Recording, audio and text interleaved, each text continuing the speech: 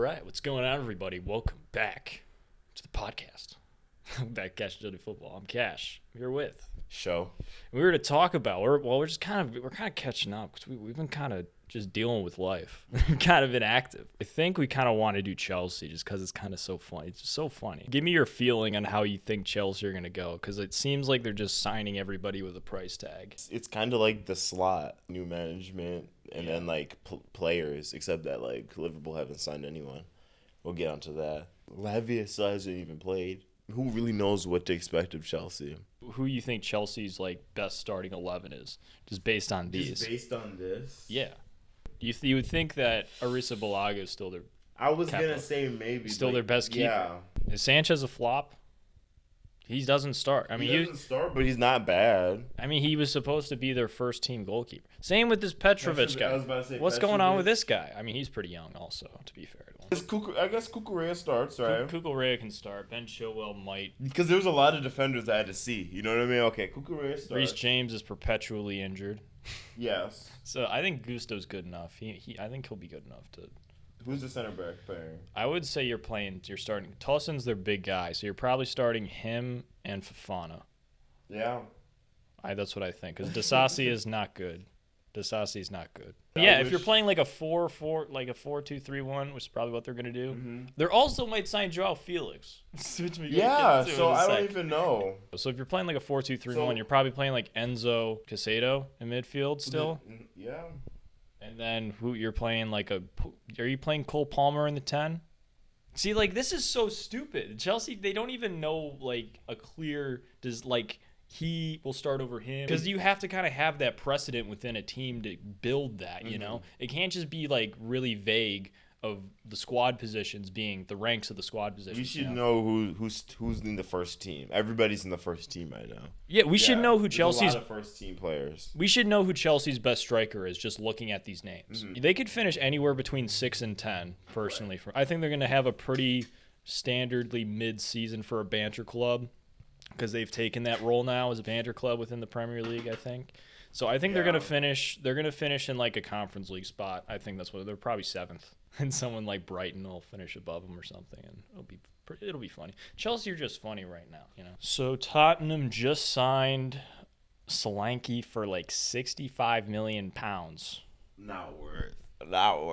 You would think that guy would go for like 35. You have a Premier League club to a Premier League club, an English player within the Premier League who's going from a smaller to a bigger club. So there's always going to be like the precedent of the smaller club wanting a big fee. If you're talking between Solanke and Ivan Toney, maybe. You would think Ivan Toney. isn't even that. Yeah, but you would think Ivan Toney now would have like the bigger transfer fee. That's what I thought they would go for. That's what I thought they would go Yeah, I for. thought they would go for Ivan Toney. Because Ivan Toney's going to cost them. United's like. 65 plus. No. Yeah. Ivan Toney only has a year left on his contract, and nobody wants him because Brentford wanted a big. They were saying 100 mil for him a couple months ago.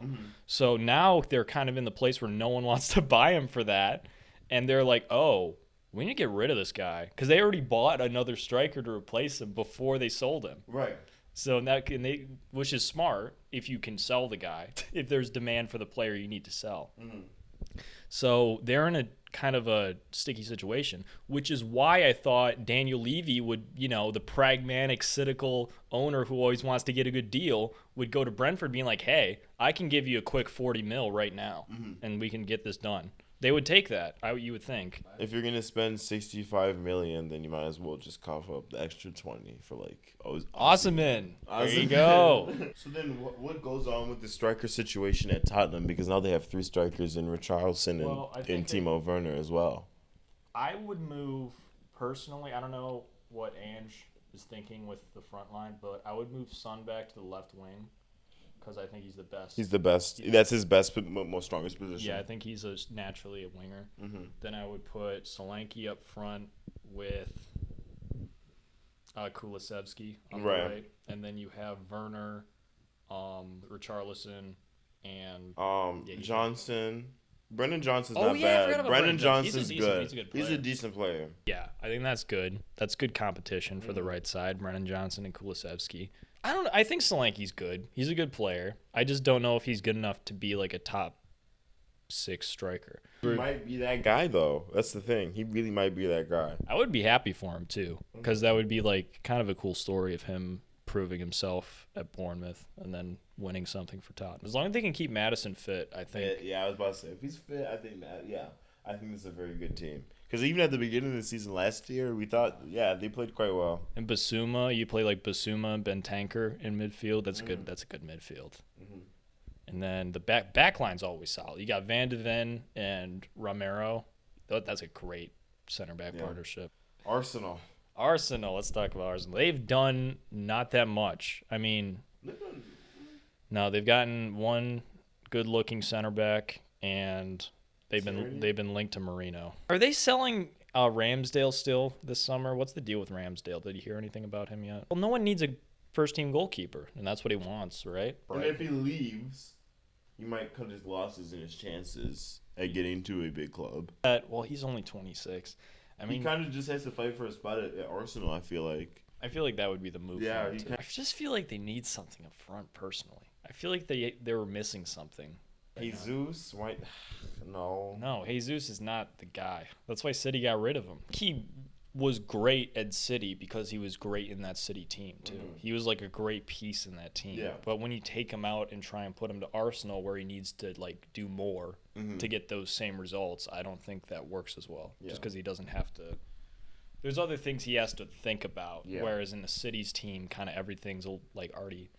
Not everything's laid out, but you know what I mean. It's like everybody's. There's already a formula. Yeah, everybody's kind of in that tiki-taka same formula. Yeah. If they bought Ivan Toney, I think that would be a great signing. That'd be a great signing for them. Especially if they're going to get rid of Nketiah, then you can have like. Overall, their squad's solid, dude. Villa have had a very active window. Did they have European football last season? They did, right? They had Conference League. Yeah. Okay. I rate Villa. I think they're a great team. I don't know, for some reason. If I'm thinking about top 4, I do think United are going to finish in the top 4.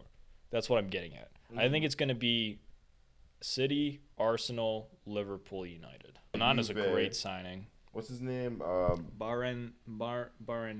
He was part of that deal with Douglas Luiz. I forgot they signed Ross Barkley. That's a good signing. That's a decent. He's a good squad player. He was really good for Luton last season. He's a good squad player. Oh, they signed Philogene. I didn't know that. Fuck yeah. Yeah, dude. I'm happy for Philogene. That's a great move for him. And they signed. He was part of that deal too for Douglas Luiz. So hey, they've been making moves. They have Unai. I think dude. Hey. Yeah, I agree with you. They are ones to watch. So if you asked me a week ago what my Manchester United take was, very concerned at this point in time. Just because we had signed Lenny Yoro, we'd signed Joshua Zirkzee, 2 great signings. But we just, after Yoro's injury especially, we're like, oh, yeah, we're still really – it just really highlighted the fact that, injuries still happen. They will still happen just because we're kind of cursed at the moment. Because those 2 signings automatically slot right in. Because you would think the back line now is going to be probably Mazraoui is going to start at left back with Martinez, De Ligt, and Dalot. Maguire's on the bench, right? Definitely. Definitely. How do you feel about Mazraoui? I think he's a good signing. What do we get him for? Around 30 mil. I think Ten Hag knows him. I think that's very important to what he wants his fullbacks to do. Because it's looking like he's trying to get them to do the inverted thing, like sitting in front of the defense to let your midfielders, roam and create shit. I'm really optimistic. And the way we played against Liverpool and City in that 4-2-2, how we're now switching up the formation and the main tactics are essentially the same. Right. It's really just press. Depending on the team, it'll vary. But if we're playing like a team that we feel like we can beat right off the bat, it's just going to be press the ball high, get the ball off them, hopefully build up from the back. That would be nice to see for once. It's definitely looking like you guys have like more of a formula off of that Community Shield game. It looked like a solid United team, you know what I mean? Like, just the way, like, you guys had, like, identity. That's something you guys have been lacking the last few years. It's definitely Ten Hag's ball, but I want to see everybody be fit. Do you think there's anything missing, though, from the squad now? Maybe in Only thing I midfield. would- Only thing I would add after I want to get a midfielder because I think Casemiro after this season is probably done. I was surprised we haven't gotten rid of him, to be honest. I thought a Saudi team would come into him, but looking how he played in this, like in that, I would take him just to be like if he wants to like play. I think he'll accept the fact that he's Casemiro. Yeah. I think he'll accept the fact that he's going to be in a more diminished role, just because of his age and how he'll need more time to recover, just naturally to be at that best, fitness and sharpness. But I think we need someone to come in to be to kind of take that role of being like the main guy. Yeah, so if we could get someone in for like 23, 24 years old, someone who's like starting to become in their prime, so maybe Casemiro stays another year just to be in the squad. Yeah. That might be something, just to let his contract go out. Yeah. We already spent the money. Yeah. He's not going to get a better deal anywhere else, so that might be the case. Whatever, I think we need that. I think if we could I don't want Sancho in the squad. I think it's just, Get rid of him. I think we need to, Get rid of Mason Mount. Mason Mount can stay for now. Yeah. I think this is Mason Mount's make or break season. I think he really needs to show up because that number 7's weighing too heavy. It's too heavy on him. Yeah. He's not justifying wearing. That's the thing about the United number 7 is like you get it taken off you if you're not good enough. So he really needs to. He doesn't need to be insane to keep it and stay in the team, but he needs to be. He looks consistently kind of in the squad though. yeah, If he's gonna and wear it. he did have a good preseason. Yeah. For someone who watched most of all of United's preseason, he is a good. He was really sharp. 115 Manchester City. Manchester. Only real thing that I'm kind of I guess have to say about City is the whole Alvarez thing. Well, yeah, is the whole Alvarez thing and how Alvarez is gone to how much do they sell him for? Like 85 mil. Like 80, yeah, something crazy. I don't know. I think they definitely missed out on a potential great player. You know what I mean? I mean, he is a great player. Nonetheless, we know this. You know what I mean? Holland is walking into his third year now. Do you think Alvarez is worth 80 million? Yeah, Okay. I kind of do. I kind of really, really, really, really do think he is worth 80 million. Okay. I mean, I think how much did Tottenham spend on Solanke? I think 60. Yeah. Okay, but with Manchester City, the only thing they did was Savio, which I think, by the way, that signing I think is pretty stupid when you think Man United can't sign Todibo. It's basically the same thing, though. Who? So, Man City signed Savio for I think it was 60 million around that from Girona, which is part of the City group. But because Man United is in the same competition, Nice, Ineos owns Nice.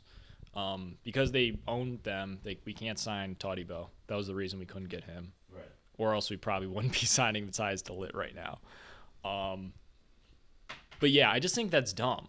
But for City, is there anything else you think they really need to do besides replace Alvarez? And even then, who do they replace him with? There's not that many players of that caliber available, you know? They're kind of like Madrid in that business. They like to go to Brazil and get players, so they might do something like that. Might sign like a wonder kid to. Yeah, like a wonder kid, something like that. But I was gonna get onto Liverpool and just kind of like Slot and his tactics and stuff like that. How are you feeling about the preseason overall? It's been good. Lack of signings though. How's your feeling? That I don't like. You know what I mean? Obviously, I want signings. I want a replacement for defense. Like I want a center back. I want like a young 25-year-old or something like that. Yeah. I want I don't know the Kelleher situation, but I guess if we can hopefully keep him for this season and see maybe where Allison is next season, where he's feeling, and if Allison feels like leaving, I would love to keep Kelleher.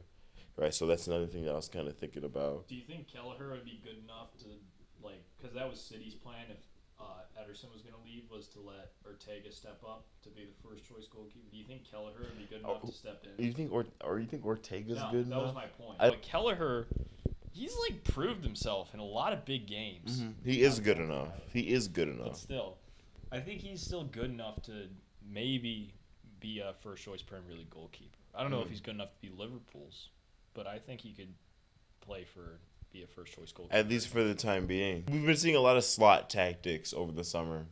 Like his corner tactics, like how he has like people flood on the outside of the box and run in. I don't know. I'm not hating it. You know what I mean? I think we've had a good preseason. We've seen goals. We've seen like the way that people are moving the ball. It's not like not Liverpool-esque. It's not foreign. It's pretty good. You know what I mean? I'm liking it so far. Is your style of play still similar to the way your guys playing under Klopp last season, or is it? It's kind of different. I think it's more different. I think it's kind of like more free.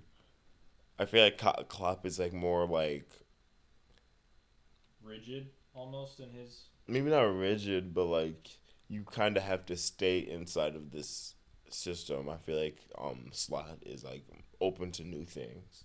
That's why he's trying these like different types of like training tactics and shit like that. You know what I mean? No, I just remember seeing them doing the MMA training, and they went to like a trampoline park or something. It's like what it was like at me. It was like what's Slot training these players for? Dude, yeah. But yeah, I haven't seen anyone else's really preseason, but yeah, maybe that more free roaming. Or giving the players more freedom to move from their positions, more of like the Dutch influence.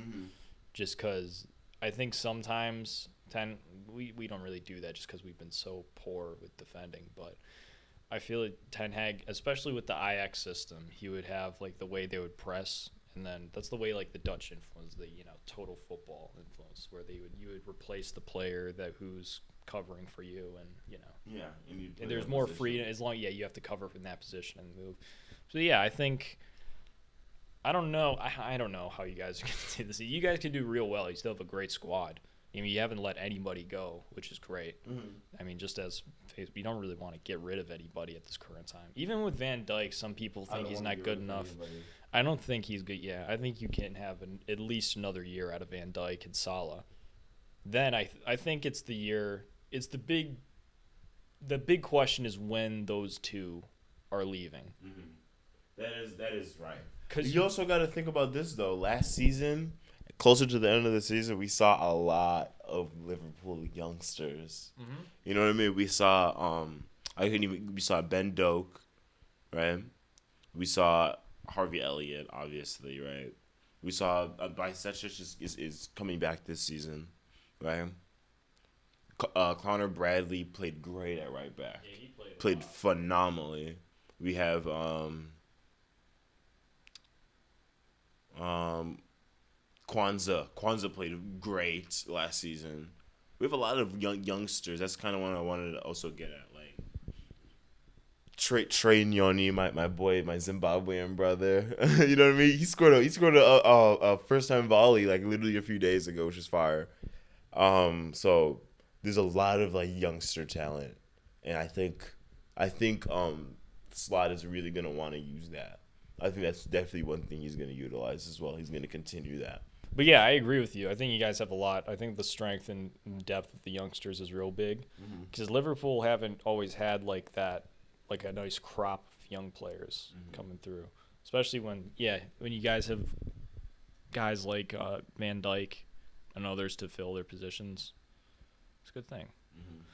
But yeah, I think we've gone over everyone. Yeah, is there anything else currently? Is there any like big stories happening? I don't know. I guess the only story that I saw today was Wan-Bissaka's transfer went through. Cole Palmer signed an extension at Chelsea.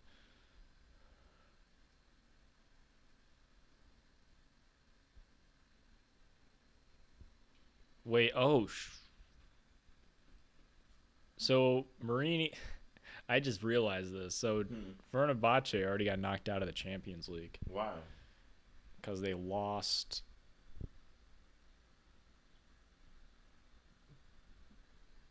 They were beat. Who'd they play?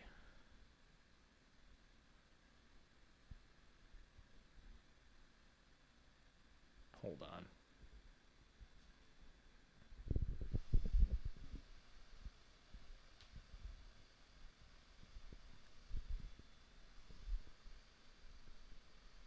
I don't know if it's even worth talking about.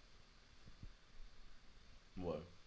It's just like in Jose's one of his first games with Fenerbahce. Oh, they lost. Yeah, they got knocked out of the Champions League. Fuck it.